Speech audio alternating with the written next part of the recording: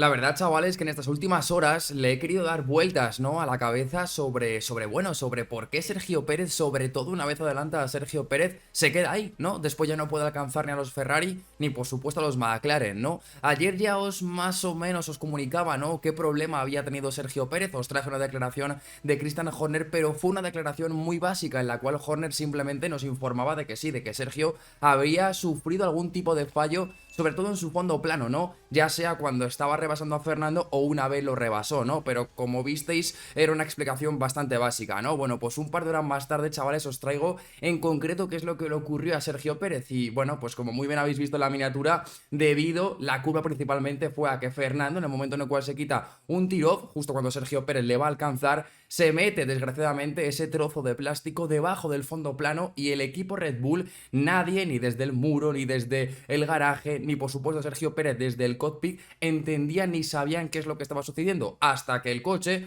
no fue devuelto al equipo Red Bull. Entonces empezaron los mecánicos a inspeccionar y fue ahí cuando se encontraron ese tiro, ese papel justo debajo, o sea, en el fondo plano. Y además, Christian Horner añade más información. Y sí, lo que has visto en la miniatura también es cierto. Horner calcula que en torno a 20 puntos de carga aerodinámica se fueron perdiendo, vaya, debido a este inconveniente. Porque además es que, chavales, no tiene mucho sentido, ¿no? De mitad de carrera hacia adelante por parte de Sergio Pérez. O sea, quiero decir, hasta ese momento, hasta que no alcanza a Fernando Alonso, Sergio Pérez, en la vuelta aproximadamente 25-26, Sergio iba como un putísimo misil. Cierto que al principio de la carrera ya se ve ciertamente mermado porque Russell se le cuela por delante según arranca la carrera y a partir de ahí ya tiene que empezar a degradar un poco más sus neumáticos y demás, ¿no? Pero pasa a George Russell sin ningún tipo de problema cuando adelanta al piloto británico aproximadamente en la vuelta 20, todavía le quedaban casi que 5 segundos por delante hasta que alcanzase a Fernando Alonso, le alcanza al cabo pues eso, de 3-4 vueltas alrededor de la vuelta número 25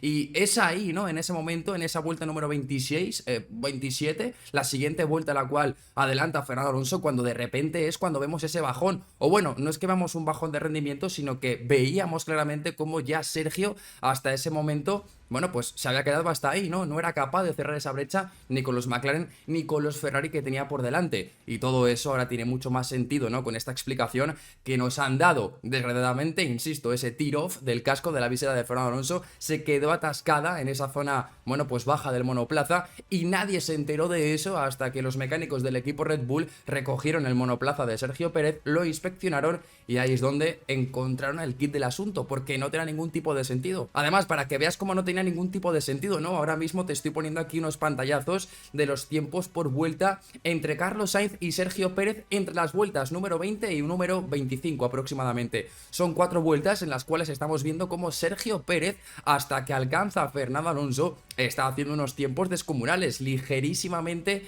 por debajo del tiempo de Carlos Sainz, que en ese momento es el piloto más rápido del circuito, ¿no? Porque está en primera posición, tiene muchísimo aire limpio y puede gestionar los neumáticos de putísima madre, ¿no? Además, también Sergio tenía la ligera desventaja de que, bueno, sus llantas eran 2 vueltas más viejas, ¿vale? O sea que por eso también se puede llegar a entender esa diferencia del neumático, ¿no? Pero es inusual o es extraño, ¿no? Como estamos viendo, que Sergio Pérez tenga esos tiempazos y que justo a la que adelanta Fernando Alonso. También tiene sentido lo siguiente, chavales, ¿no visteis, ahora que estoy pensando, no visteis cómo Fernando se quedó ahí enganchado en el DRS de Sergio Pérez?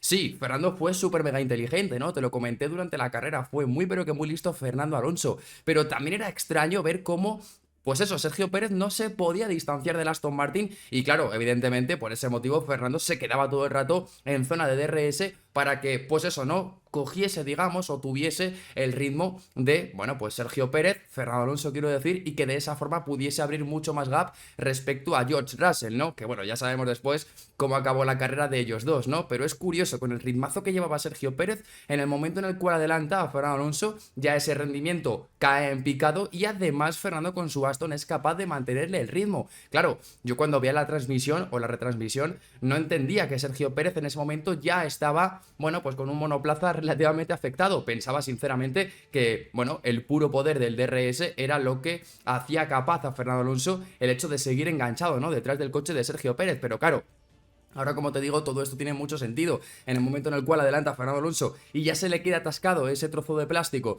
debajo, en la parte baja del monoplaza, también pierde rendimiento Sergio Pérez y por eso también Fernando, además de la ayuda del DRS, también por eso Fernando puede seguir estando en esa diferencia de menos de un segundo respecto a Sergio Pérez, porque es que, insisto, cuando adelanta a George Russell y se pone en camino de alcanzar a Fernando Alonso, está una diferencia de 5 segundos aproximadamente y lo alcanza en eso, en 4 o en 5 vueltas, o sea, casi un segundo más rápido por vuelta, ¿no? Y justo cuando lo adelanta, ¡pum! Ya los tiempos no son del todo tan bonitos como los que estaba haciendo, que es que literalmente estaba en ritmo de líder de carrera, que en ese momento era el Ferrari de Carlos Sainz. Horner también nos ha explicado un poco más que, claro, que debido a ese bajón de rendimiento y a esa pérdida de tantísimos puntos de carga aerodinámica, Sergio ya después no pudo volver a gestionar el neumático como lo estaba haciendo en ese primer stint, fantásticamente bien, la verdad, y entonces Sergio empezó a comerse los neumáticos, ¿no? Además, también para añadir información, en el momento en el cual Sergio Pérez adelanta, bueno, pues Fernando Alonso está colocado en torno a 12 segundos respectivamente de Oscar Piastri, del siguiente McLaren, ¿vale? Que estaba en cuarta posición. Y desde esa vuelta número 26, 27 que adelanta Sergio a Fernando hasta 10 vueltas siguientes, que es cuando Sergio realiza su parada en pit stop, solamente consigue arrebatar a los McLaren 2 segundos. Baja Sergio Pérez de 12 segundos de diferencia a 10 segundos, 10 segundos y medio. También ahí se puede ver, vale, sí, poquito a poco Sergio Pérez se iba acercando, pero muy poquito a poco. No con esa soberbia con la cual venía una vez adelantó a Russell e iba a por Fernando, ¿no? Porque es que sinceramente parecía eso, parecía que Sergio en otras 10 vueltas a lo mejor podría alcanzar a los McLaren, pero ¿qué va? En cuanto adelantó a Fernando, ¡pum! Bajón de rendimiento. Bueno, pues ya por fin lo entendemos, ¿no, chavales? ¿Por qué a Sergio Pérez ayer se le complicó tanto la vida y sobre todo una vez hace ese adelantamiento a Fernando Alonso? Es que fue algo muy extraño. Bueno, por lo menos ya sabemos algo más.